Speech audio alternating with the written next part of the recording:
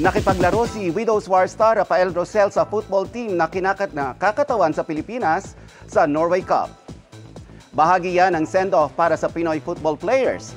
Lumaki sa Norway si Rafael at football player din daw siya noong kabataan niya.